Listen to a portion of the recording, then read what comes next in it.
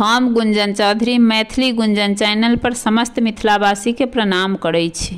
हम आई एकटा माँ भगवती के बहुत सुंदर गीत ल क उपस्थित छी। अहाँ सबसे आग्रह जे गीत के अंत तक जरूर सुनब।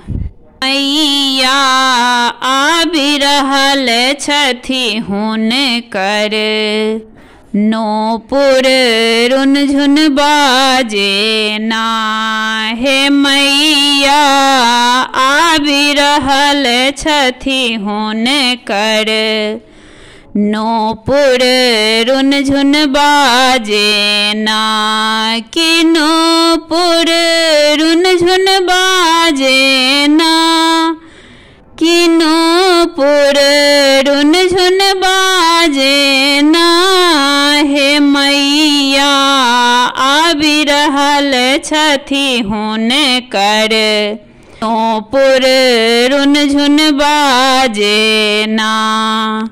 सिंह चढ़ल एक कमल विराजित, सिंह चढ़ल एक कमल विराजित, ताके ऊपर ना, हे मैया ताके ऊपर ना,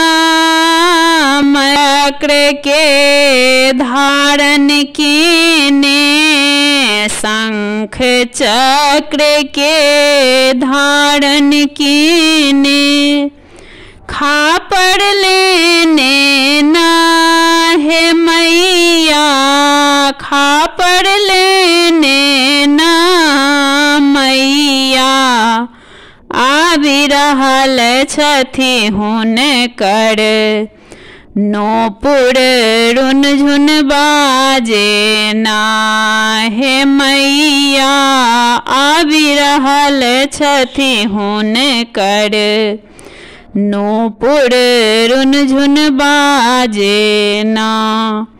कारी केश हुनक अति सुंदर, कारी केश हुनक अति सुंदर, धरती लोटैना, हे मैया धरती लोटैना, हे मैया आबि रहल छथि हुनकर नूपुर रुनझुन बाजे ना।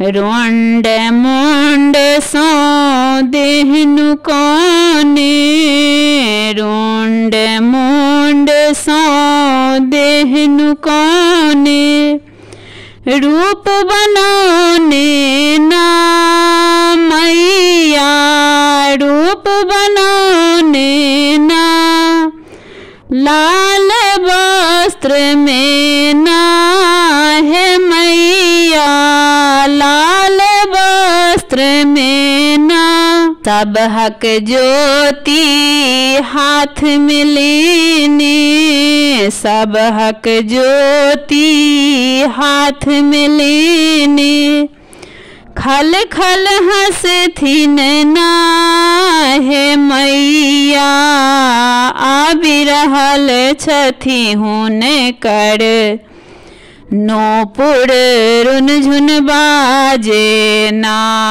हे मैया आबि रहल छथि हुनकर नूपुर रुनझुन बाजे ना। अहीं छी काली दुर्गा तारा, अहीं छी काली दुर्गा तारा, जगत तारिणी ना, हे मैया जगत तारिणी ना। सेवक सब कल जोड़ी खड़ा छथि, सेवक सब कल जोड़ी खड़ा छथि, गोर लगई छथि ना, हे मैया गोर लगई छथि ना, हे मैया आबि रहल छथि हुनकर नूपुर रुनझुन बाजे ना हे मैया आबि रहल छथि हुनकर। नूपुर रुनझुन बाजे ना कि नूपुर रुनझुन बाजे ना कि नूपुर